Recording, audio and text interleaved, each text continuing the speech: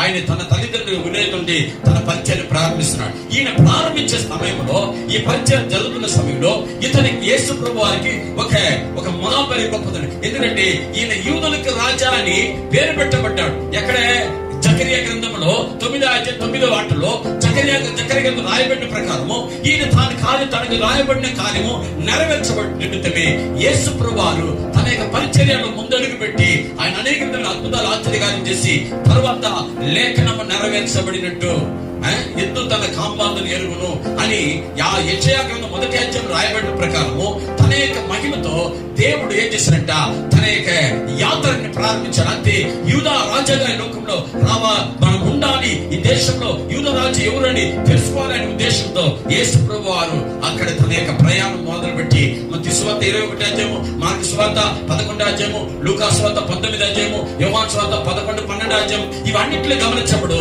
యేసు ప్రభు వారు తన యొక్క ఊరేగింపుని గాడిద మీద వెళ్ళుటకు తన ఆయుధపరుచుకొని ఆయనే తన జీవితం అంటే నాకు మరణ కాలము, నేను సిలువ వేయబడి దినం దగ్గరికి వచ్చేస్తుంది, నేను తన కార్యం మహిమపడ్డు దేవుడు యేసు ప్రభు వారి కార్యం మహిమపడిన నిమిత్తము ఆయన ఏం చేశారంట, లాజరు లేచిన తర్వాత, లాజరు పునరుద్ధరణ లేపిన తర్వాత ఇప్పుడు యేసు ప్రభు వారు ఏం చేస్తున్నారంటే యూదులందరినీ ఆ యొక్క పస్కా పండగ వచ్చి ఆ పండగలో అందరూ అంటే ఎక్కడ చెదిరిపోయిన వాళ్ళు ఎక్కడికి వెళ్ళిపోయినారో వాళ్ళందరూ సంవత్సరానికి ఒకసారి పస్కా పండుగ అందరూ వచ్చి అక్కడ గ్యాదర్ అవుతారు. దాదాపు ఒక వారం 10 రోజుల పండుగ చేసుకునే సమయంలో యేసు ప్రభువారు తన యొక్క కార్యాన్ని మొదలుపెట్టి ఇప్పుడు తన సమయం వచ్చేసిందని ఆయన గమనించి ఏం చేశారంట, ఇప్పుడు తనకు ఆ పెద్ద అనే ఊరిలో ఆ యొక్క ప్రాంతంలో బేతనియా అనే ఏరియాలో నుండి యేసు ప్రభు గాడిద మీద వచ్చినకు ఒక గాడిద పిల్లని ఏర్పరిచారు. బాగా గమనించిన పిల్లల ఆ గాడిద పిల్ల విప్పి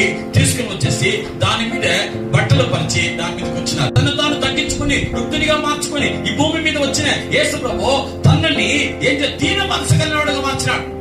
తన ఈ జీవితంలో మానవుడు ఈ స్వభావ కలగాలని తన మనసు దీన మనసుగా చేశాడు. అంటే ఆయన అన్నాడు, నేను బోధకుడైన నేనే మీ కాలుని కడిగినప్పుడు మీరు కూడా అలాగే ఒకరు చేయమని. అదే మరి ఆయన ఎందుకు దీన మనసు కలిగినంటే నీవు నేను దీన మనసు కలిగిన వ్యక్తిగా మార్చబడాలి. అమ్మా సహోదరులా, నీ మనసులో దీన మనసు ఉండాలి, తగ్గింపు ఉండాలి, నీలో నీ హృదయంలో దేవునికి ఇష్టమైన జీవితంలో నీ మార్పు చెందిన జీవితం ఉండాలి. అలా మార్పు చెందిన జీవితానికి నా యేసు ప్రభు వారు గాడిద మీద వచ్చినప్పుడు ఆయన సాక్ష్యం ఆయన తను తాను వృద్ధినిగా చేసుకుని. రెండోది ఆయన ఆన్సర్ ఇస్తున్నాడు, నువ్వు అహంకారం ఉంటే నీ అంతే, కానీ నీవు మాత్రం దీన మనసు కలిగి జీవిస్తే కృపణానికి ఇస్తాను నేను అంటాడు. అంటే గాడిద మీద వెళ్తున్న యేసు ఆయన దీన మనసు కలవారికి తన కృపను ఎత్తి పెట్టుకుని